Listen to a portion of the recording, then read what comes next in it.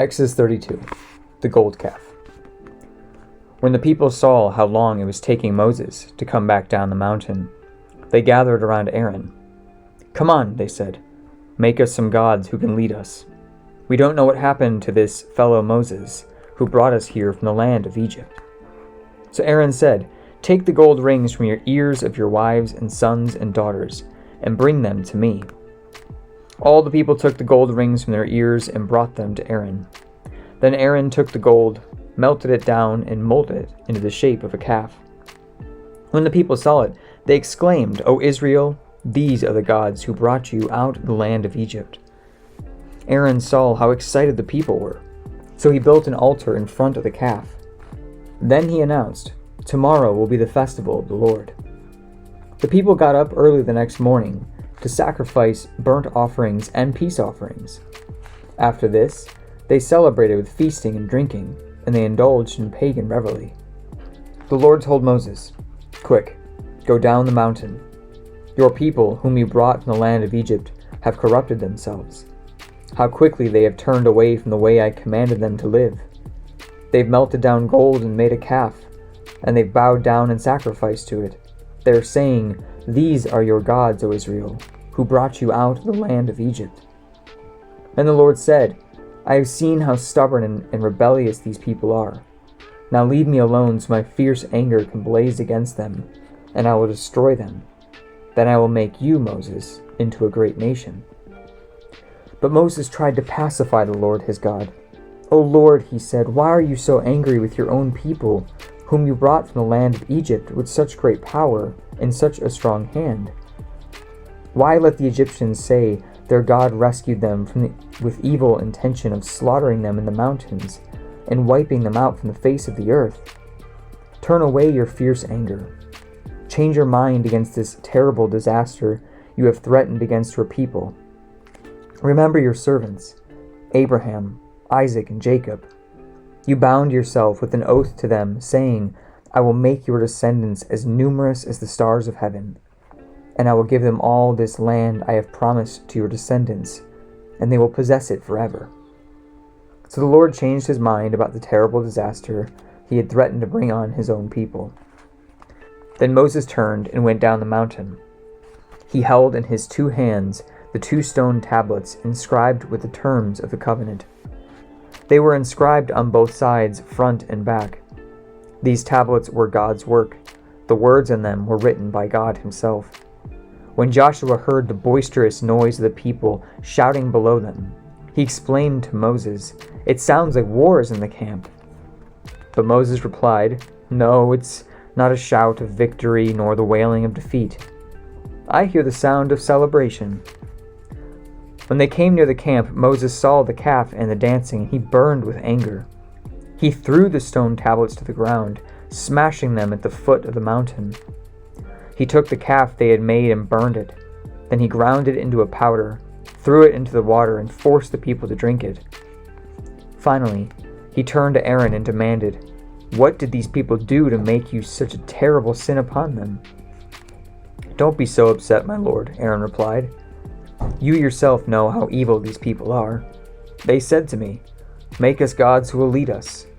We don't know what happened to this fellow Moses who brought us here from the land of Egypt. And so I just told them, 'Whoever has gold jewelry, take it off.' When they brought it to me, I simply threw it into the fire, and out came this calf." Moses saw that Aaron had let the people get completely out of control, much to the amusement of their enemies. And so he stood at the entrance to the camp and shouted, "All of you who are on the Lord's side, come here and join me." And all the Levites gathered around him. Moses told them, "This is what the Lord, the God of Israel, says. Each of you, take your swords and go back and forth from one end of the camp to the other. Kill everyone, even your brothers, friends, and neighbors." The Levites obeyed Moses' command, and about 3,000 people died that day. Then Moses told the Levites, "Today you have ordained yourselves for the service of the Lord, for you obeyed him, even though it meant killing your own sons and brothers. Today you have earned a blessing." Moses intercedes for Israel. The next day Moses said to the people, "You have committed a terrible sin. but I will go back up to the Lord on the mountain. Perhaps I will be able to obtain forgiveness for your sin." So Moses returned to the Lord and said, "Oh, what a terrible sin these people have committed. They've made gods of gold for themselves. But now, if you only forgive their sin, but if not, erase my name from the record you have written." But the Lord replied to Moses, "No, I will erase the name of everyone who has sinned against me. Now go, lead the people to the place I told you about. Look, my angel will lead the way before you. And when I come to call the people to account, I will certainly hold them responsible for their sins." And the Lord sent a great plague upon the people because they worshipped the calf that Aaron had made. Chapter 33. The Lord said to Moses, "Get going, you and the people you brought up from the land of Egypt. Go up to the land I swore to give to Abraham, Isaac, and Jacob. I told them, I will give this land to your descendants. And I will send an angel before you to drive out the Canaanites, Amorites, Hittites, Perizzites, Hivites, and Jebusites. Go up to this land that flows with milk and honey. But I will not travel among you, for you are stubborn and a rebellious people. If I did, I would surely destroy you along the way." When the people heard these stern words, they were into mourning and stopped wearing their jewelry and fine clothes. For the Lord had told Moses to tell them, "You are a stubborn and rebellious people. If I were to travel with you for even a moment, I would destroy you. Remove your jewelry and fine clothes while I decide what to do with you." So from the time they left Mount Sinai, the Israelites wore no more jewelry or fine clothes. It was Moses' practice to take the tent of meeting and set it up some distance from the camp. Everyone who wanted to make a request of the Lord would go to the tent of meeting outside the camp. Whenever Moses went out to the tent of meeting, all the people would get up and stand in the entrances of their own tents. They would all watch Moses until he disappeared inside. As he went into the tent, the pillar of cloud would come down and hover at its entrance while the Lord spoke with Moses. When the people saw the cloud standing at the entrance of the tent, they would stand and bow down in front of their own tents. Inside the tent of meeting, the Lord would speak to Moses face to face, as one speaks to a friend. Afterward, Moses would return to the camp, but the young man who assisted him, Joshua, son of Nun, would remain behind in the tent of meeting. Moses meets the Lord's glory. One day Moses said to the Lord, "You have been telling me, take these people up to the promised land. But you haven't told me whom you will send with me. You have told me, I know you by name and I look favorably on you. If it is true that you look favorably on me, let me know your ways so I can understand you more fully and continue to enjoy your favor, and to remember that this nation is your very own people." The Lord replied, "I will personally go with you, Moses, and I will give you rest. Everything will be fine for you." Then Moses said, "If you don't personally go with us, don't make us leave this place. How will anyone know that you look favorably on me and on your people if you don't go with us? For your presence among us sets your people and me apart from all other people on the earth." The Lord replied to Moses, "I will indeed do what you have asked, for I look favorably on you, and I know you by name." Moses responded, "Then show me your glorious presence." The Lord replied, "I will make all my goodness pass before you, and I will call out my name Yahweh before you. For I will show mercy to anyone I choose, and I will show compassion to anyone I choose. But you may not look directly at my face, for no one may see me and live." The Lord continued, "Look, stand near me on this rock. As my glorious presence passes by, I will hide you in the crevice of the rock and cover you with my hand until I have passed by. And then I will remove my hand and let you see me from behind, but my face will not be seen." Chapter 34. A new copy of the covenant. Then the Lord told Moses, "Chisel out 2 stone tablets like the first ones. I will write on them the same words that were on the tablets you had smashed. Be ready in the morning to climb up Mount Sinai and present yourself to me on the top of the mountains. No one else may come with you. In fact, no one is to appear anywhere on the mountain. Do not even let the flocks or herds graze near the mountain." So Moses chiseled out 2 tablets of stone like the first ones. Early in the morning, he climbed Mount Sinai as the Lord had commanded him, and he carried the 2 stone tablets in his hand. Then the Lord came down in a cloud and stood there with him, and he called out his own name, Yahweh. The Lord passed in front of Moses, calling out, "Yahweh the Lord, the God of compassion and mercy. I am slow to anger and filled with unfailing love and faithfulness. I lavish unfailing love to 1,000 generations. I forgive iniquity, rebellion, and sin, but I do not excuse the guilty. I lay the sins of the parents upon their children and grandchildren. The entire family is affected, even children in the 3rd and 4th generations." Moses immediately threw himself to the ground and worshipped. And he said, "O Lord, if it is true that I have found favor with you, then please travel with us. Yes, this is a stubborn and a rebellious people.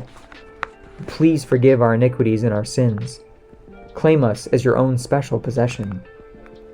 The Lord replied, "Listen, I am making a covenant with you in the presence of all your people.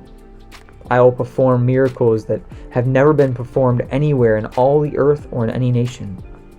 All the people around you will see the power of the Lord, the awesome power I will display for you. But listen carefully to everything I command you to do today. Then I will go ahead of you and drive out the Amorites, Canaanites, Hittites, Perizzites, Hivites, and Jebusites.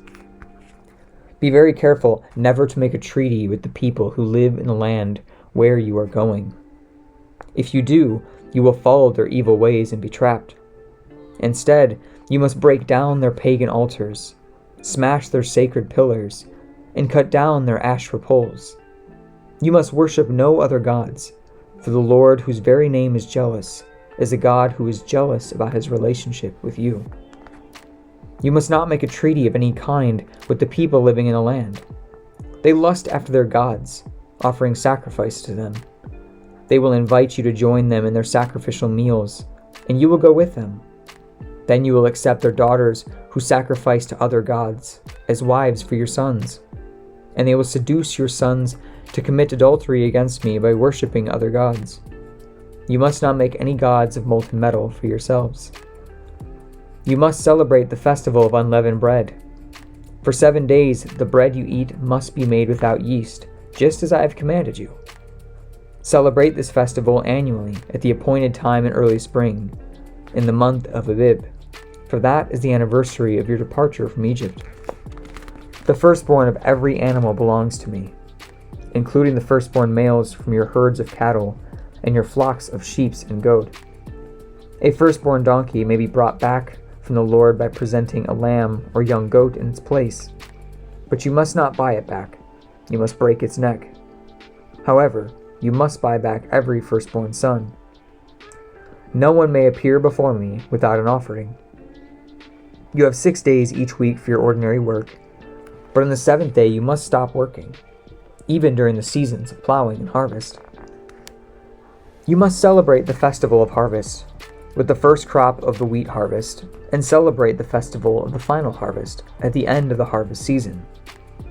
3 times each year every man in Israel must appear before the sovereign, the Lord, the God of Israel. I will drive out the other nations ahead of you and expand your territory, so no one will covet and conquer your land while you appear before the Lord your God 3 times each year. You must not offer the blood of my sacrificial offerings together with any baked goods containing yeast, and none of the meat of the Passover sacrifice may be kept over until the next morning. As you harvest your crops, bring the very best of the first harvest to the house of the Lord your God. You must not cook a young goat in its mother's milk. Then the Lord said to Moses, "Write down all these instructions, for they represent the terms of the covenant I am making with you and with Israel." Moses remained there on the mountain with the Lord 40 days and 40 nights. In all that time he ate no bread and drank no water. And the Lord wrote the terms of the covenant, the 10 commandments, on the stone tablets. When Moses came down Mount Sinai carrying the 2 stone tablets inscribed with the terms of the covenant, He wasn't aware that his face had become radiant because he had spoken to the Lord. So when Aaron and the people of Israel saw the radiance of Moses' face, they were afraid to come near him. But Moses called out to them and asked Aaron and all the leaders of the community to come over, and he talked with them. Then all the people of Israel approached him, and Moses gave them all the instructions the Lord had given him on Mount Sinai. When Moses finished speaking with him, he covered his face with a veil. But whenever he went into the tent of meeting to speak with the Lord, he would remove the veil until he came out again. Then he would give the people whatever instructions the Lord had given him, and the people of Israel would see the radiant glow of his face. So he would put the veil over his face until he returned again to speak with the Lord. Psalm 28. I pray to you, O Lord my rock, do not turn a deaf ear to me. For if you are silent, I might as well give up and die. Listen to my prayer for mercy, as I cry out to you for help, as I lift my hands toward your holy sanctuary. Do not drag me away with the wicked, with those who do evil, those who speak friendly words to their neighbors, while planning evil in their hearts. Give them the punishment they so richly deserve. Measure it out in proportion to their wickedness. Pay them back for all their evil deeds. Give them a taste of what they have done to others. They care nothing for what the Lord has done, or what his hands have made, so he will tear them down and they will never be rebuilt. Praise the Lord, for he has heard my cry for mercy. The Lord is my strength and shield, and I trust in him with all my heart. He helps me, and my heart is filled with joy. I burst out in songs of thanksgiving. The Lord gives his people strength. He is a safe fortress for their anointed king. Save your people. Bless Israel, your special possession. Lead them like a shepherd, and carry them in your arms forever.